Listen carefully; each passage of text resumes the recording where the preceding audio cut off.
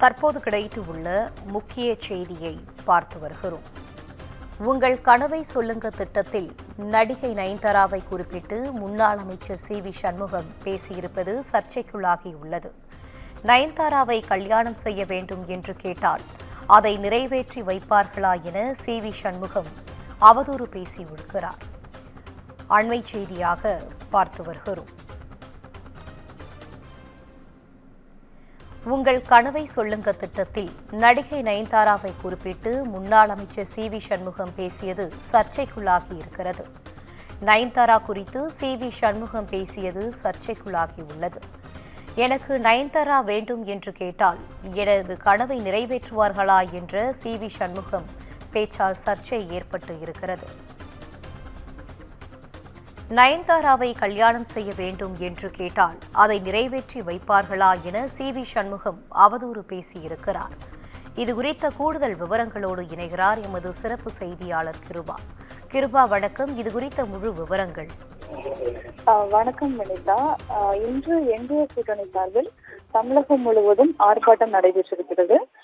குறிப்பாக திமுக அரசை கண்டித்து திமுக ஆட்சியில் சட்டம் ஒழுங்கு சரியில்லை, பெண்களுக்கு பாதுகாப்பில்லை போன்ற விஷயங்களை குறிப்பிட்டு தமிழகம் முழுவதும் அதிமுக சார்பிலும் பாஜக சார்பிலும் தொடர்ந்து ஆர்ப்பாட்டமானது நடைபெற்றது. சென்னையில் இந்த ஆர்ப்பாட்டத்துக்கு தலைமை தாங்கி எடப்பாடி பழனிசாமி திமுக ஆட்சியில் பெண்களுக்கு பாதுகாப்பில்லை என்ற குற்றச்சாட்டை முன்வைத்திருந்தார். இதே போல விழுப்புரம் மாவட்டத்திலும் முன்னாள் அமைச்சர் சி.வி. சண்முகம் தலைமையில் இந்த ஆர்ப்பாட்டமானது நடைபெற்றது. இந்த ஆர்ப்பாட்டத்தில் கலந்து கொண்டு அவர் பேசிய கருத்து தற்போது சர்ச்சையை ஏற்படுத்தியிருக்கிறது. அதாவது என்ன சொன்ன, முதலமைச்சரின் உங்கள் கனவை சொல்லுங்கள் திட்டத்தை விமர்சிக்கும் விதமாக அவர் அந்த பேச்சை கூறியிருக்கிறார்.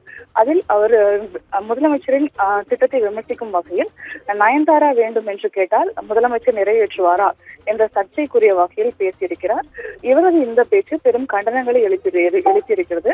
குறிப்பாக நடிகையை குறிப்பிட்டு அவர் பேசுவது தொடர்ந்து சர்ச்சையை கிளப்பியிருக்கிறது. இதே போல பெண்களுக்கு எதிராக சி.வி. சண்முகம் தொடர்ந்து விமர்சனங்களை வைத்து வருவது கண்டனத்தை ஏற்படுத்தியிருக்கிறது. அதே போல அவரது பேச்சுக்கு பல்வேறு தரப்பிலிருந்தும் கண்டனங்கள் இருந்துள்ளன. குறிப்பாக தேர்தல் இலவசங்களுடன் பெண்களை ஒப்பிட்டு கடந்த சில வருடங்களுக்கு முன்பு பேசியிருந்தார்.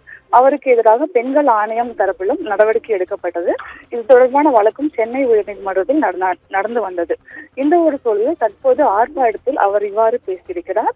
இவரது பேச்சுகள் பெண்களை இழிவுபடுத்தும் விதமாக இருப்பதாக திமுக உள்ளிட்ட கட்சிகள் தொடர்ந்து குற்றம் சாட்டி வருகின்றன. இந்த ஒரு சூழலில் நயன்தாராவை குறிப்பிட்டு அவர் பேசியிருப்பது சர்ச்சையை ஏற்படுத்தியிருக்கிறது. இதே போல என்டிஏ கூட்டணியில் நடிகை த்ரிஷாவை குறிப்பிட்டு நயனார் நாகேந்திரன் பேசியதும் சர்ச்சையை ஏற்படுத்தியுள்ளது.